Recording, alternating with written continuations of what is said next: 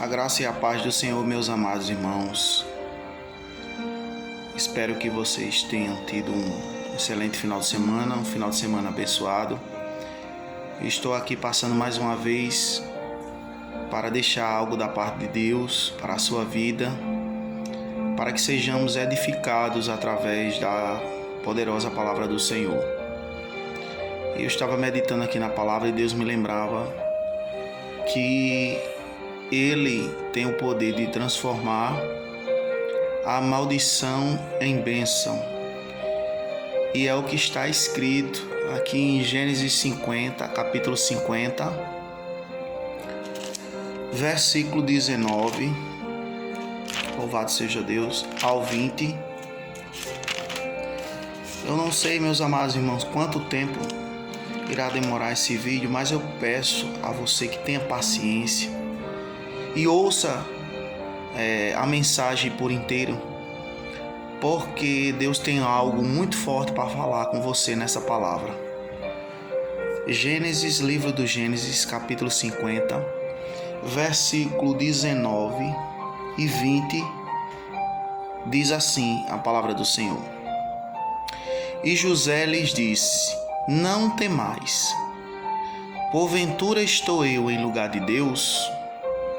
Vós bem intentastes mal contra mim, porém Deus o intentou para o bem, para fazer como se vê neste dia, para conservar muita gente com vida.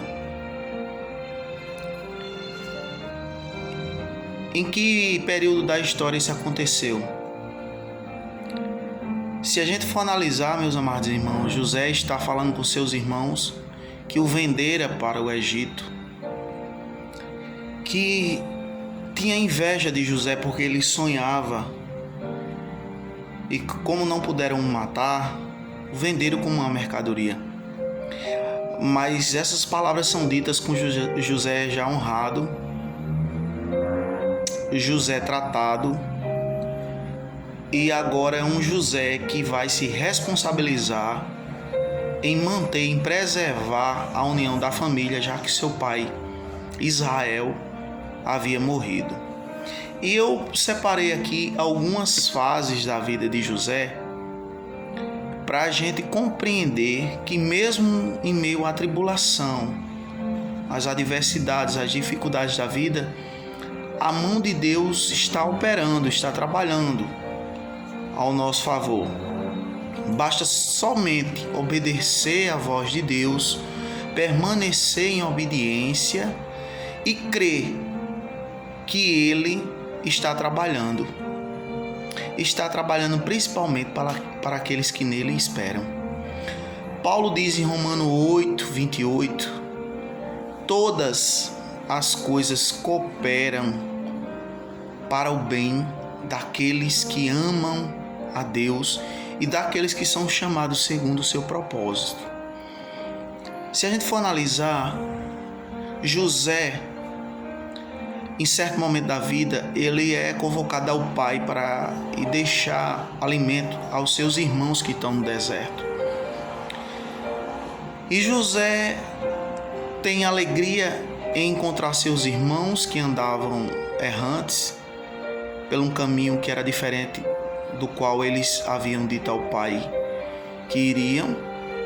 Mas os irmãos, quando veem José, se enchem de ira e vê ali naquele momento a sós a oportunidade que eles esperavam de tirar a vida de José.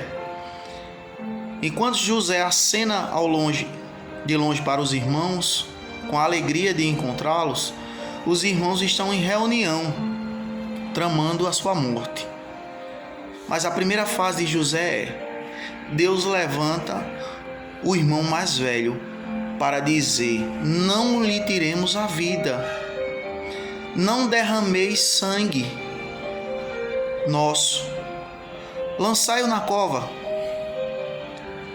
A primeira fase de José é: José vai ser lançado no fundo do poço pelos próprios irmãos.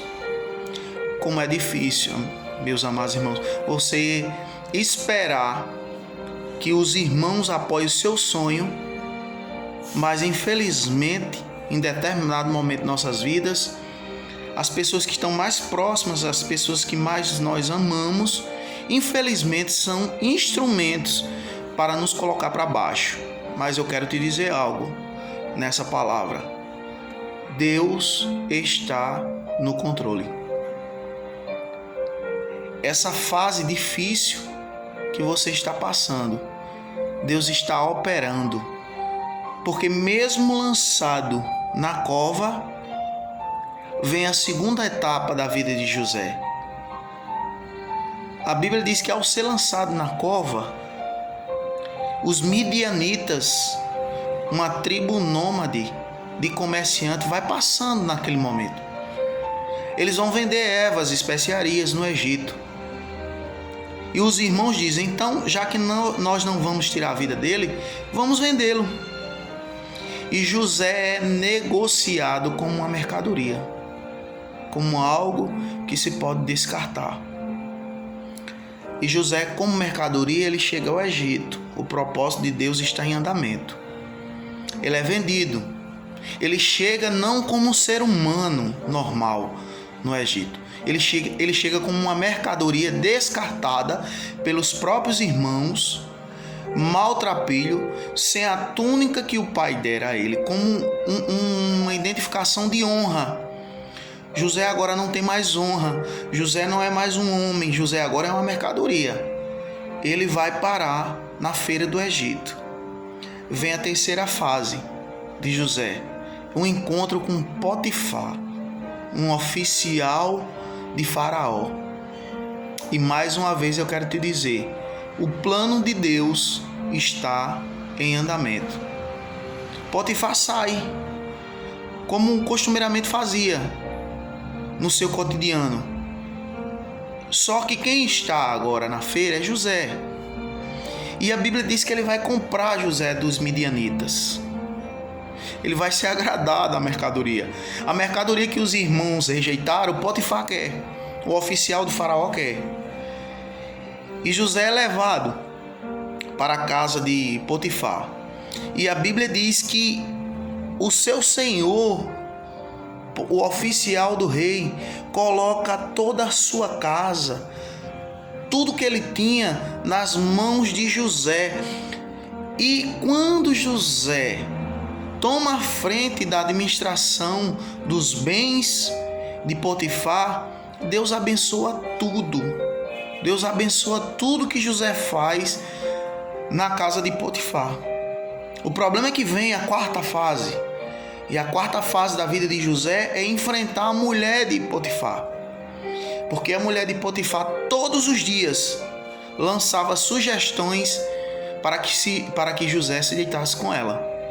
É interessante que tem gente que diz: eu não resisti, porque todos os dias vinha a tentação. E José enfrentou todos os dias a tentação de uma mulher.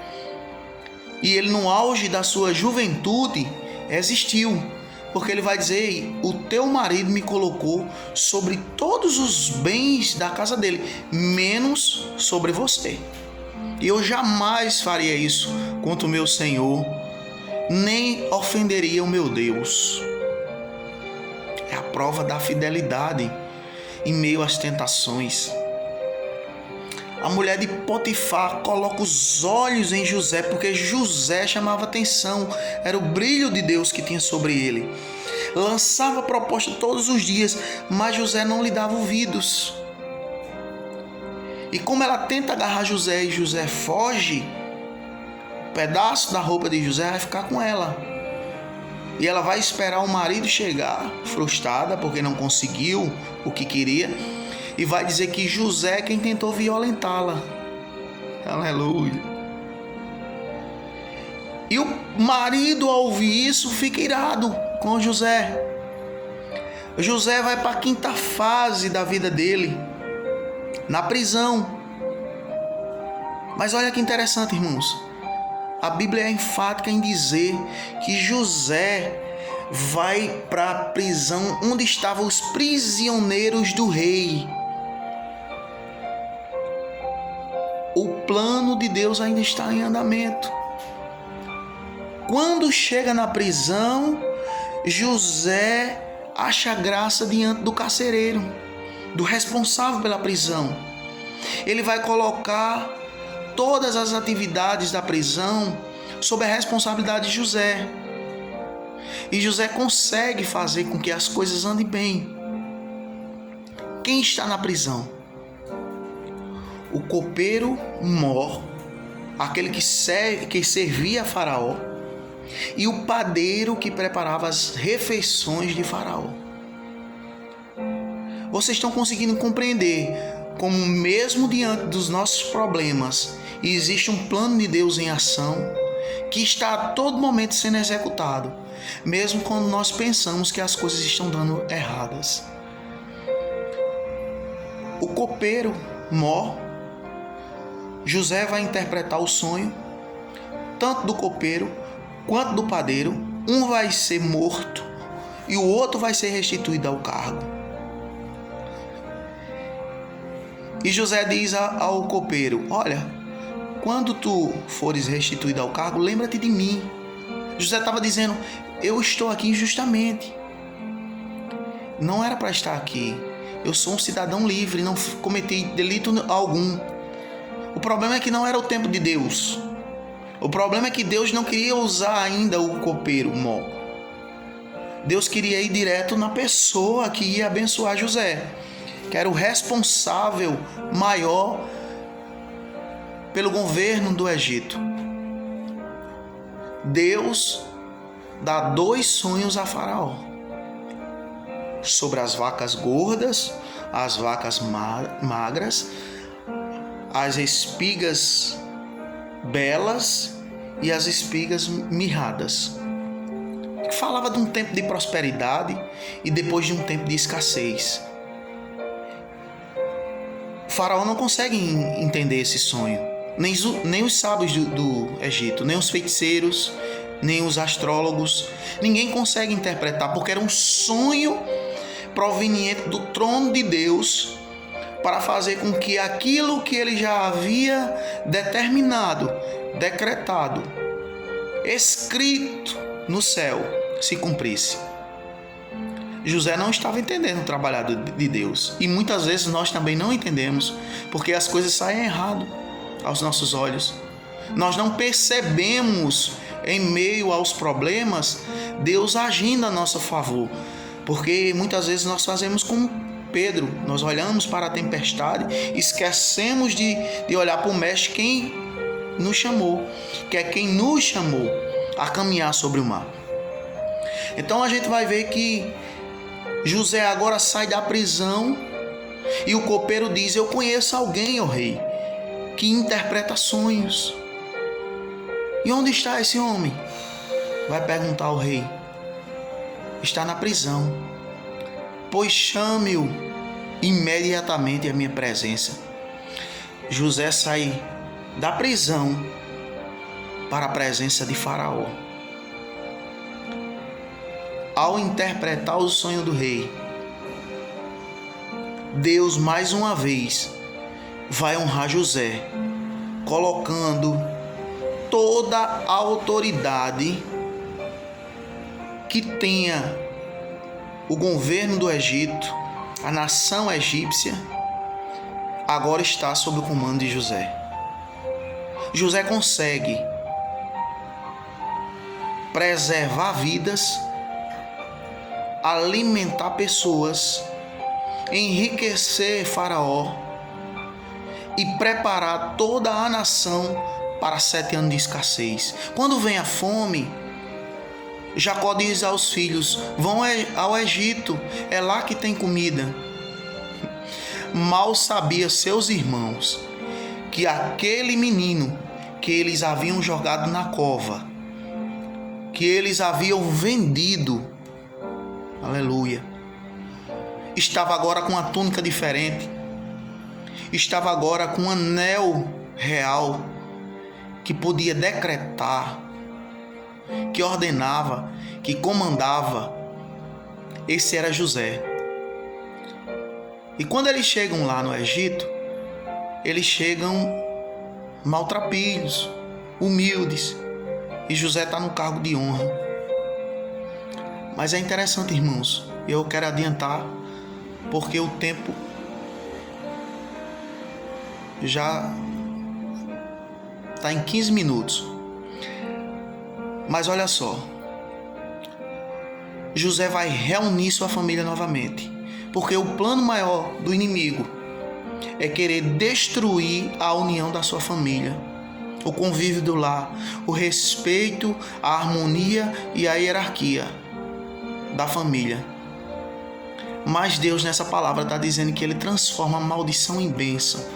Tudo aquilo que foi quebrado, tudo aquilo que foi plantado de negativo na tua família pelo inimigo, Deus vai reverter a situação.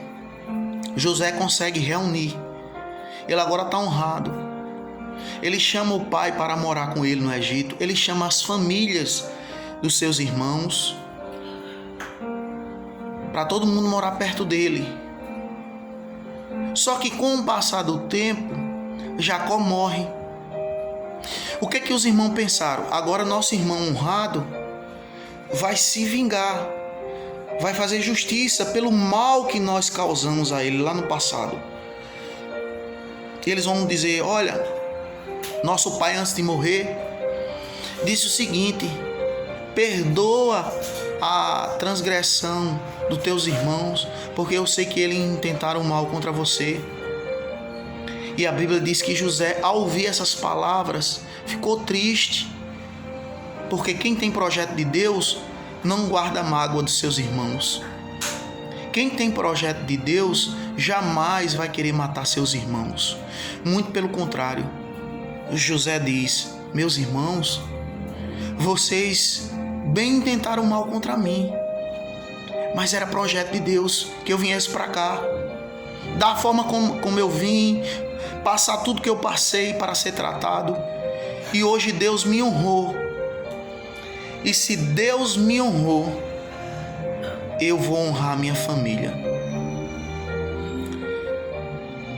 Que você possa, no momento de aflição, lembrar que todas as coisas cooperam para o bem daqueles que amam a Deus e para aqueles que são chamados segundo o propósito de Deus.